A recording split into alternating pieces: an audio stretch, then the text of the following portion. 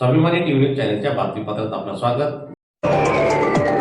लाडक्या बहिणीला 2100 रुपये द्या, राष्ट्रवादी काँग्रेस पक्षाचे धुळे जिल्हा अधिकाऱ्यांना निवेदन। राज्य सरकारने सरसकट महिलांना लाडक्या बहिणींना दरमहा 2100 रुपये देण्यात येतील। कोणत्याही महिलेवर अन्याय केला जाणार नाही असे महायुतीच्या नेत्यांनी घोषित केलेले होते, परंतु आता पडताळणीच्या नावाखाली वेगवेगळ्या अटी शर्ती घालून लाडक्या बहिणींना या लाभापासून वंचित ठेवले जात आहे। दरम्यान असा होता कामा नये। सरसकट लाडक्या बहिणींना 2100 रुपये द्या, अन्यथा तीव्र स्वरूपाचे आंदोलन करण्यात येईल असा इशारा धुळे जिल्हा राष्ट्रवादी काँग्रेस शरदचंद्र पवार साहेबांच्या पक्षाच्या वतीने देण्यात आलेला असून त्या संदर्भात आज धुळे जिल्हा अधिकाऱ्यांना निवेदन देत धुळे जिल्हा अधिकारी कार्यालयासमोर आंदोलन करण्यात आले।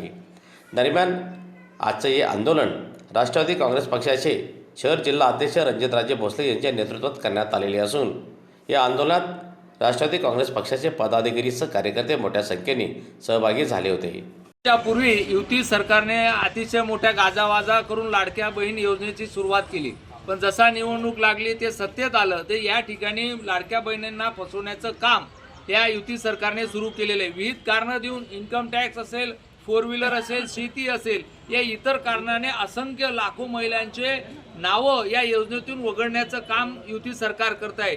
हे एक प्रकारे महिलांची फसवणूक आहे, लाडक्या बहिणींची फसवणूक आहे। या निमित्ताने धुळे शहर राष्ट्रवादी काँग्रेस पार्टी शरदचंद्रजी पवार पक्षाच्या वतीने या ठिकाणी आम्ही आंदोलन केलं आणि आदरणीय जिल्हाधिकारी साहेबांना भेटून निवेदन दिलेलं आहे की जर एकही या जिल्ह्यातील शहरातील एकही लाडक्या बहिणीचं नाव या योजनेतून कमी केलं किंवा वगळण्यात आलं तर राष्ट्रवादी काँग्रेस पार्टी अतिशय तीव्र स्वरूपाचं आंदोलन त्या महिलांना सोबत घेऊन केल्याशिवाय राहणार नाही असा इशारा या निमित्ताने आम्ही दिलेला आहे।